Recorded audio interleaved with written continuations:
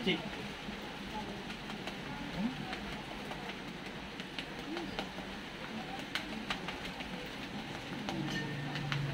Okay.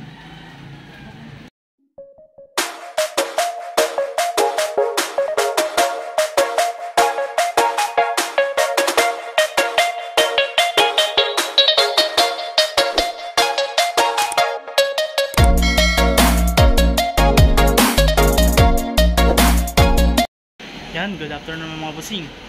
May isa lang po tayo ngayong araw. Pang ano natin, pang chop po. First time natin mag-chop ng 8 kilos. Kita ko sa inyo kung anong itsura. Yan po mga bossing. Ito po yung 8 kilos po natin. Per chop lang ito mga bossing. Yan. Try po natin yan. Sabi ang laki. Laki kasi dinideliver natin sa supplier natin. Kaya ganito kalaki. Tapos biglang ulan na naman. Yan. Tapos nilagyan na namin yung ano dito. Para hindi matuluan. Hindi, baka mabasag na naman.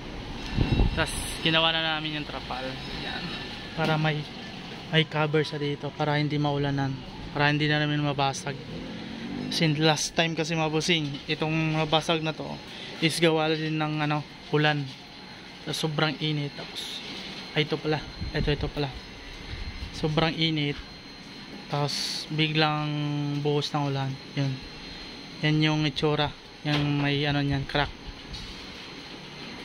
Yan, ito na po yung ano natin. Yan o, pabukso na naman ulan o. Sana ay maano natin to, gawa ng paraan. Tapos mahangin pa. Tapos nahangin.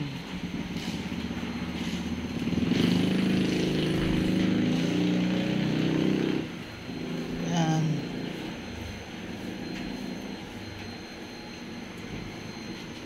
Tapos nahangin.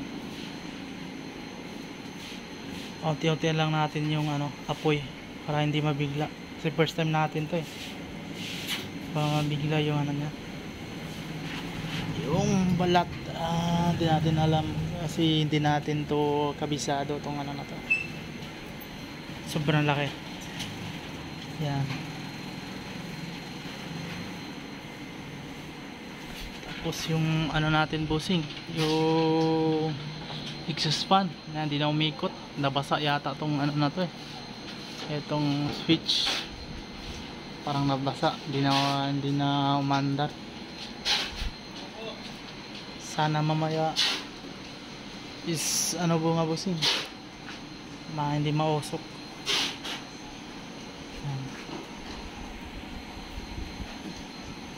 Tapos balikan na rin mamaya bossing kung pula na ba talaga to.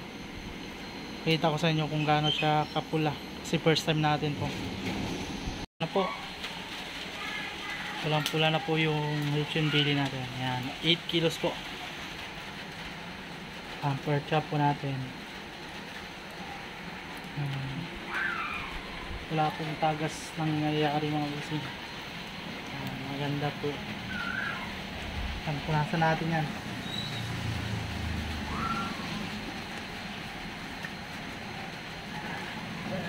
Oras na punasan para ma-maintain yung pagkapula niya.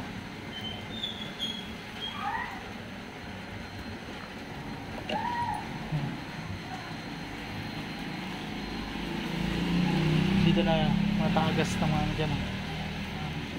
Dito banda dito tumatagas.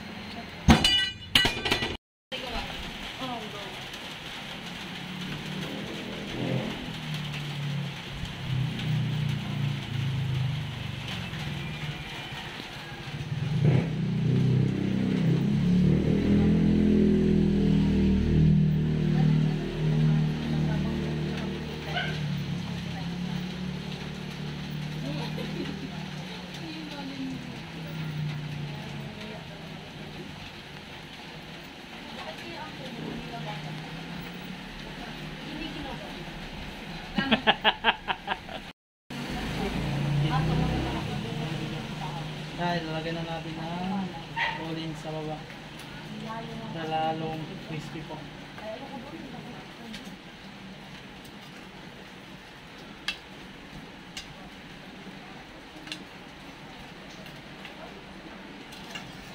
Tapos, aspitik.